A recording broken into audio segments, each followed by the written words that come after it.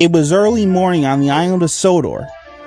Duncan was waiting for Peter Sam, who was bringing some freight cars for him to take to Strawberry Grove. Duncan was also to take the Headmaster and the new organ. While they waited, the Headmaster played a lively tune. Peter Sam had steamed all through the night to bring Duncan his wagons. But as he approached the junction, a low-hanging branch knocked his whistle off. This meant he couldn't work until he got a new one. I can't run on the tracks without my whistle, chuffed Peter Sam. That would be too dangerous. An engine's not an engine without a whistle, boasted Duncan. And just to prove it, he let off a big blast. But the rest of the engines just ignored him. Duncan chuffed away in a big huff. He was cross. They're jealous of my fine whistle, Duncan puffed as he steamed through the countryside. He whistled at some sheep, but they were too busy eating grass to take notice. Bah, said Duncan. I need to whistle louder and longer next time.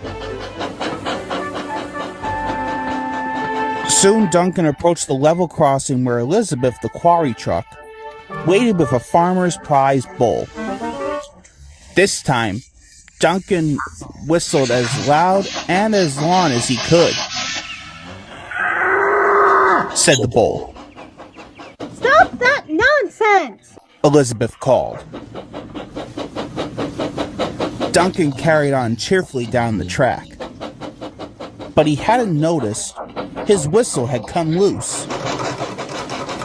Then Duncan saw Terrence plowing a field. You'll get the loudest and the longest whistle yet, he chortled to himself. And he blew so hard, his whistle shot off like a mighty rocket and landed out of sight.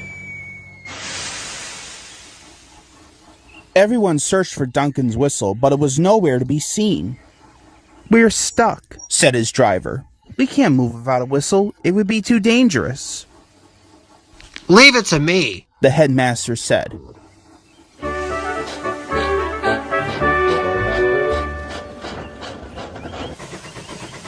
For the rest of the day, Duncan didn't make a sound. But the Headmaster's organ did. As Duncan delivered his freight cars, the Headmaster tooted the organ at every crossing and every stop. It alerted everyone just as well as a whistle would, although Duncan didn't think so.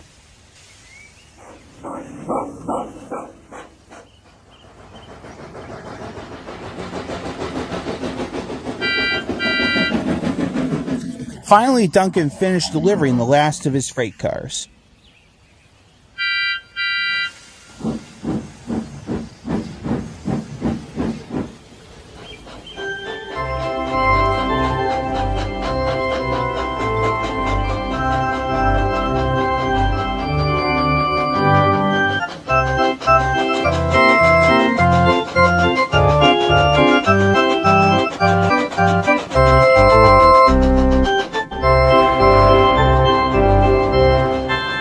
Duncan steamed quietly back to the junction as the Headmaster played the organ.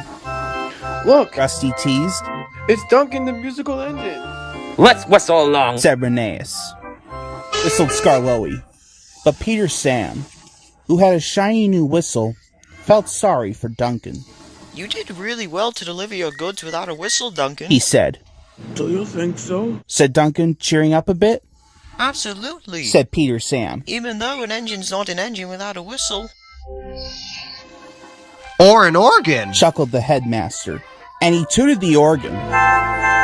And all the engines tooted back, except Duncan, who just grinned.